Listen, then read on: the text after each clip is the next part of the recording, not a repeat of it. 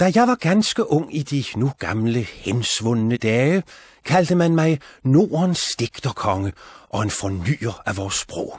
Men kald I mig bare en romantisk forfatter.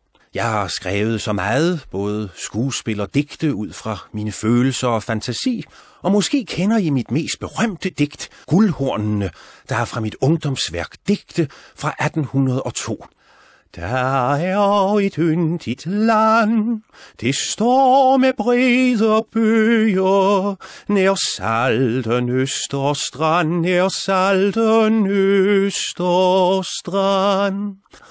Ja, det er mig, der har skrevet ordene til den, og det er Danmarks nationalsang.